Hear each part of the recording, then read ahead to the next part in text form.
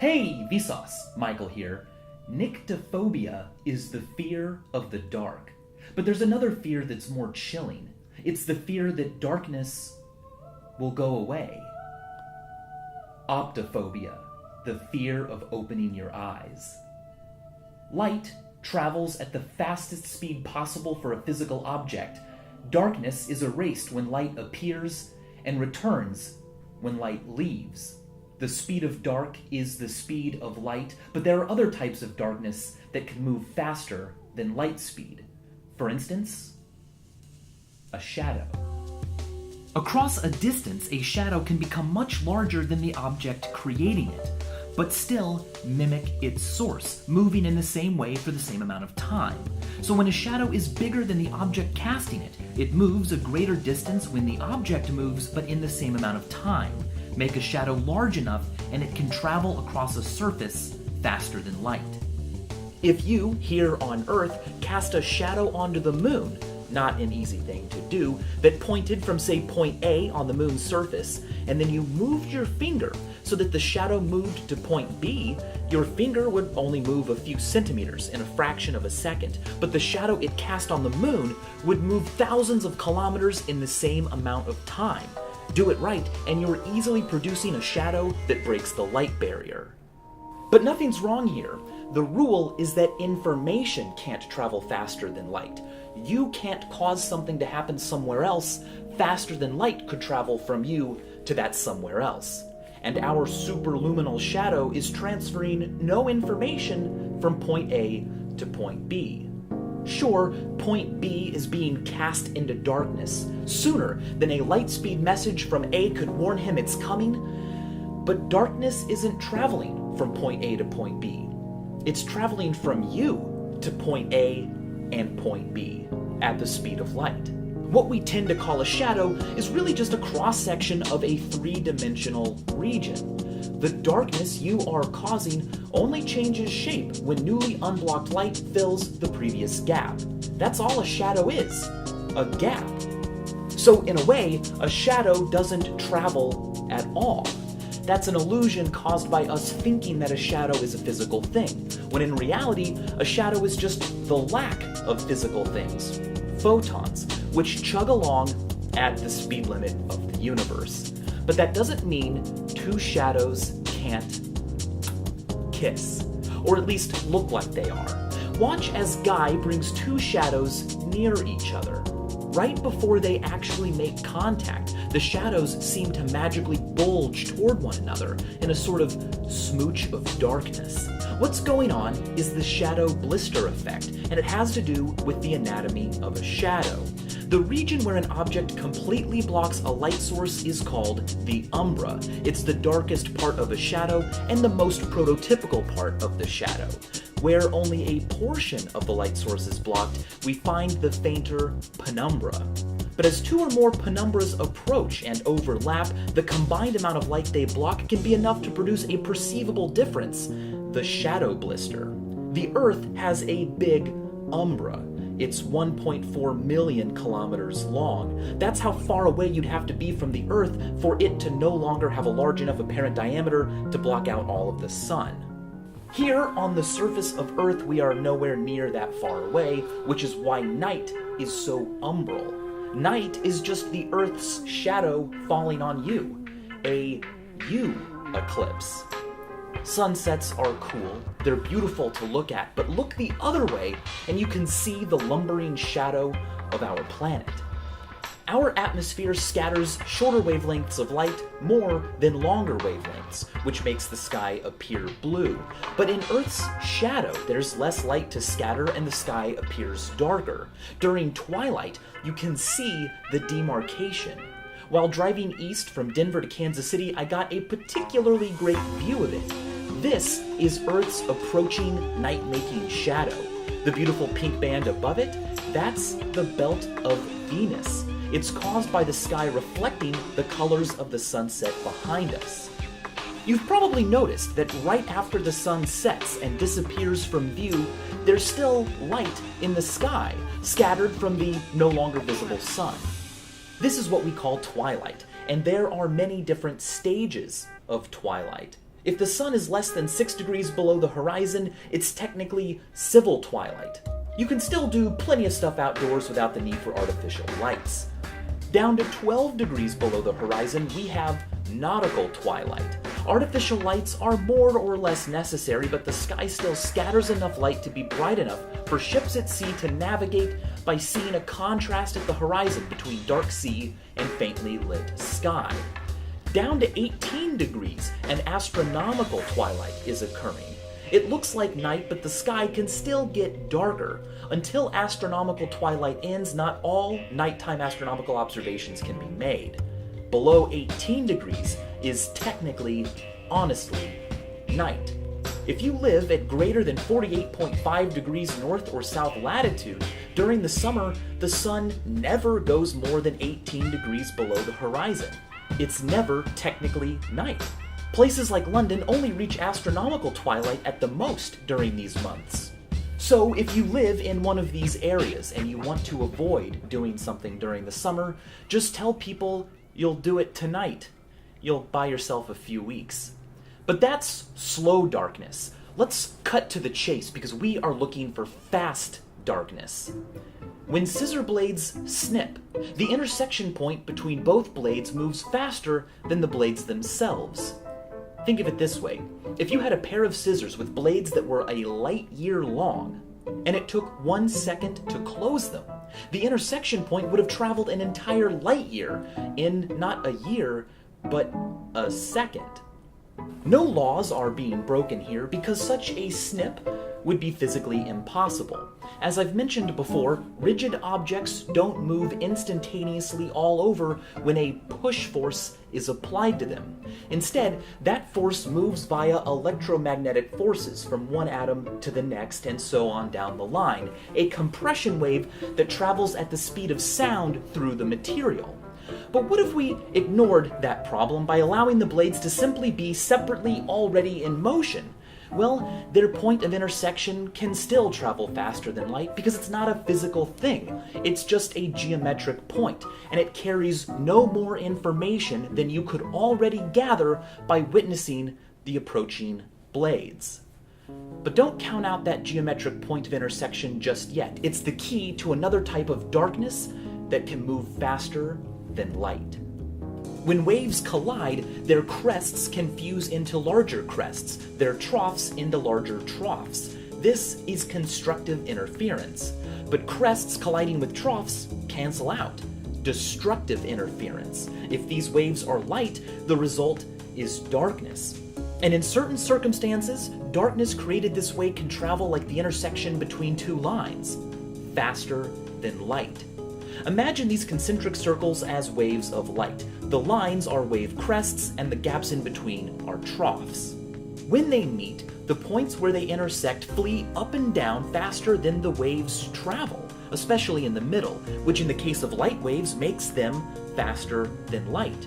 The superluminal speeds of these dark patches can be seen really clearly if we make the wave crests of one source black as well as the background. Overlapping regions where red peeks through represent destructive interference, darkness.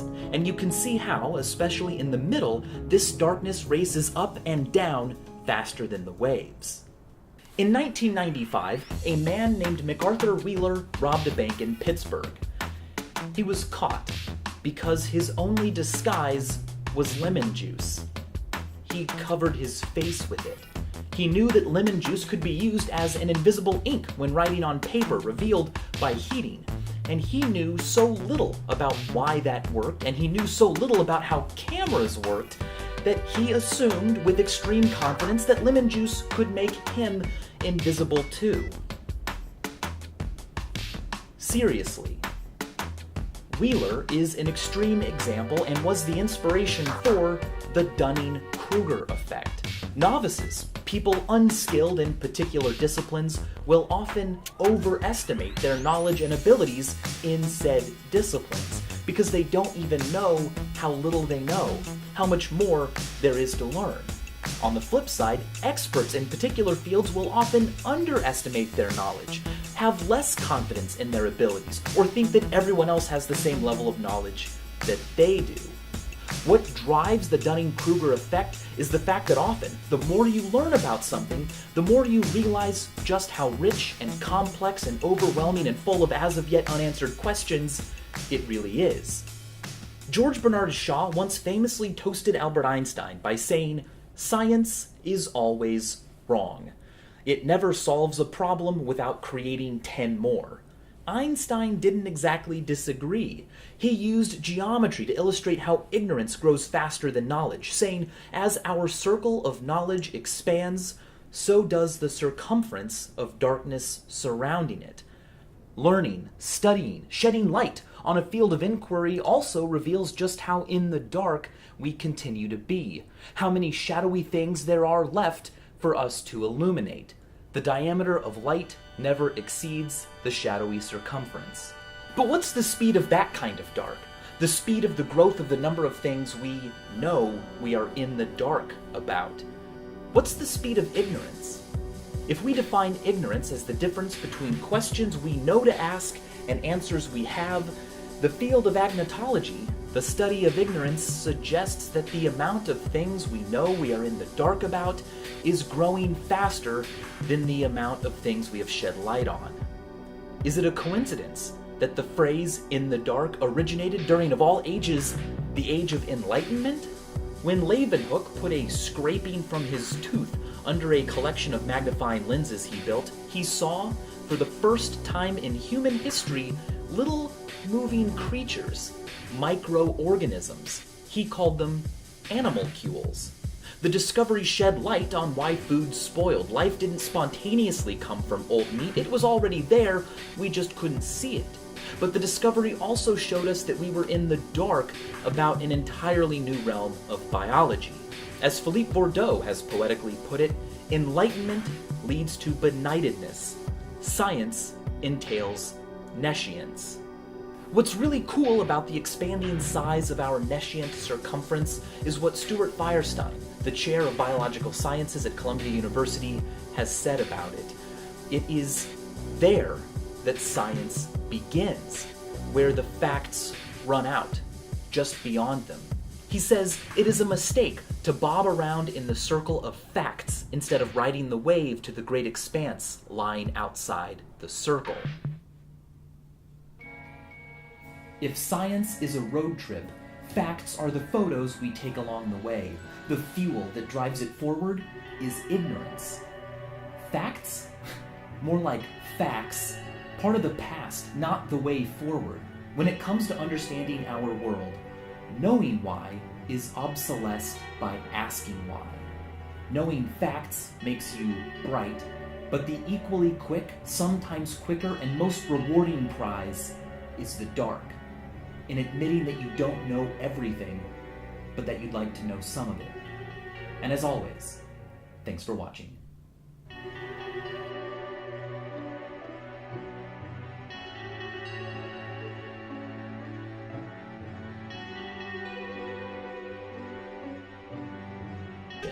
While driving east from Denver to Kansas City, I got a particularly great view of it. This is Earth's approaching night-making shadow.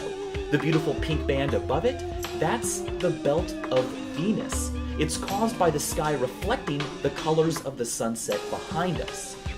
You've probably noticed that right after the sun sets and disappears from view, there's still light in the sky, scattered from the no longer visible sun. This is what we call twilight, and there are many different stages of twilight. If the sun is less than 6 degrees below the horizon, it's technically civil twilight. You can still do plenty of stuff outdoors without the need for artificial lights. Down to 12 degrees below the horizon, we have nautical twilight. Artificial lights are more or less necessary, but the sky still scatters enough light to be bright enough for ships at sea to navigate by seeing a contrast at the horizon between dark sea and faintly lit sky. Down to 18 degrees, an astronomical twilight is occurring. It looks like night, but the sky can still get darker. Until astronomical twilight ends, not all nighttime astronomical observations can be made. Below 18 degrees is technically, honestly, night. If you live at greater than 48.5 degrees north or south latitude, during the summer, the sun never goes more than 18 degrees below the horizon. It's never technically night. Places like London only reach astronomical twilight at the most during these months. So if you live in one of these areas and you want to avoid doing something during the summer, just tell people you'll do it tonight. You'll buy yourself a few weeks. But that's slow darkness. Let's cut to the chase because we are looking for fast darkness. When scissor blades snip, the intersection point between both blades moves faster than the blades themselves. Think of it this way. If you had a pair of scissors with blades that were a light year long, and it took 1 second to close them, the intersection point MacArthur Wheeler robbed a bank in Pittsburgh. He was caught because his only disguise was lemon juice. He covered his face with it. He knew that lemon juice could be used as an invisible ink when writing on paper revealed by heating. And he knew so little about why that worked, and he knew so little about how cameras worked, that he assumed with extreme confidence that lemon juice could make him invisible too. Seriously. Wheeler is an extreme example and was the inspiration for the Dunning-Kruger effect. Novices, people unskilled in particular disciplines, will often overestimate their knowledge and abilities in said disciplines because they don't even know how little they know, how much more there is to learn. On the flip side, experts in particular fields will often underestimate their knowledge, have less confidence in their abilities, or think that everyone else has the same level of knowledge that they do. What drives the Dunning-Kruger effect is the fact that often, the more you learn about something, the more you realize just how rich and complex and overwhelming and full of as-of-yet unanswered questions it really is. George Bernard Shaw once famously toasted Albert Einstein by saying, "Science is always wrong. It never solves a problem without creating 10 more." Einstein didn't exactly disagree. He used geometry to illustrate how ignorance grows faster than knowledge, saying, as our circle of knowledge expands, so does the circumference of darkness surrounding it. Learning, studying, shedding light on a field of inquiry also reveals just how in the dark we continue to be, how many shadowy things there are left for us to illuminate. The diameter of light never exceeds the shadowy circumference. But what's the speed of that kind of dark? The speed of the growth of the number of things we know we are in the dark about. What's the speed of ignorance? If we define... Hey, Vsauce, Michael here. Nyctophobia is the fear of the dark. But there's another fear that's more chilling. It's the fear that darkness will go away. Optophobia, the fear of opening your eyes. Light travels at the fastest speed possible for a physical object. Darkness is erased when light appears and returns when light leaves. The speed of dark is the speed of light, but there are other types of darkness that can move faster than light speed. For instance, a shadow. Across a distance, a shadow can become much larger than the object creating it, but still mimic its source, moving in the same way for the same amount of time. So when a shadow is bigger than the object casting it, it moves a greater distance when the object moves, but in the same amount of time. Make a shadow large enough and it can travel across a surface faster than light.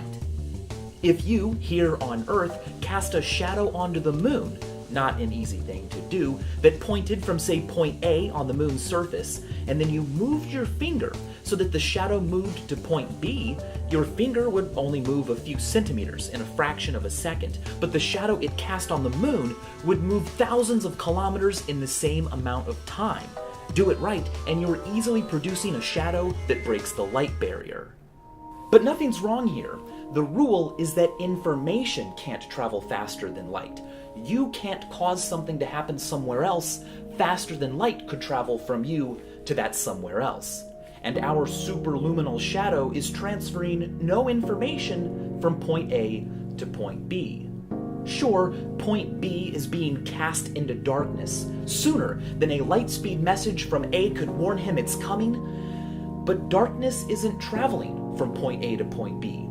It's traveling from you to point A and point B at the speed of light. What we tend to call a shadow is really just a cross-section of a three-dimensional region. The darkness you are causing only changes shape when newly unblocked light fills the previous gap. That's all a shadow is, a gap. So in a way, a shadow doesn't travel at all. That's an illusion caused by us thinking that a shadow is a physical thing, when in reality, a shadow is just the lack of physical things, photons, which chug along at the speed limit of the universe. But that doesn't mean two shadows can't kiss, or at least look like they are. Watch as Guy brings two shadows near each other. Right before they actually make contact, the shadows seem to magically bulge toward one another in a sort of smooch of darkness. What's going on is the shadow blister effect, and it has to do with the anatomy of a shadow. The region where an object completely blocks a light source is called the umbra. It's the darkest part of a shadow and the most prototypical part of the shadow. Where only a portion of the light source is blocked, we find the fainter penumbra. But as two or more penumbras approach and overlap, the combined amount of light they block can be enough to produce a perceivable difference, the shadow blister. The Earth has a big umbra. It's 1.4 million kilometers long. That's how far away you'd have to be from the Earth for it to no longer have a large enough apparent diameter to block out all of the sun. Here, on the surface of Earth, we are nowhere near that far away, which is why night is so umbral. Night is just the Earth's shadow falling on you. A you eclipse. Sunsets are cool, they're beautiful to look at, but look the other way and you can see the lumbering shadow of our planet. Our atmosphere scatters shorter wavelengths of light more than longer wavelengths, which makes the sky appear blue. But in Earth's shadow, there's less light to scatter and the sky appears darker. During twilight, you can see the demarcation would have traveled an entire light year in not a year, but a second. No laws are being broken here because such a snip would be physically impossible. As I've mentioned before, rigid objects don't move instantaneously all over when a push force is applied to them. Instead, that force moves via electromagnetic forces from one atom to the next and so on down the line, a compression wave that travels at the speed of sound through the material. But what if we ignored that problem by allowing the blades to simply be separately already in motion? Well, their point of intersection can still travel faster than light because it's not a physical thing. It's just a geometric point, and it carries no more information than you could already gather by witnessing the approaching blades. But don't count out that geometric point of intersection just yet. It's the key to another type of darkness that can move faster than light. When waves collide, their crests can fuse into larger crests, their troughs into larger troughs. This is constructive interference. But crests colliding with troughs cancel out. Destructive interference. If these waves are light, the result is darkness. And in certain circumstances, darkness created this way can travel like the intersection between two lines, faster than light. Imagine these concentric circles as waves of light. The lines are wave crests, and the gaps in between are troughs. When they meet, the points where they intersect flee up and down faster than the waves travel, especially in the middle, which in the case of light waves makes them faster than light. The superluminal speeds of these dark patches can be seen really clearly if we make the wave crests of one source black as well as the background. Overlapping regions where red peeks through represent destructive interference, darkness. And you can see how, especially in the middle, this darkness races up and down faster than the waves. In 1995, a man named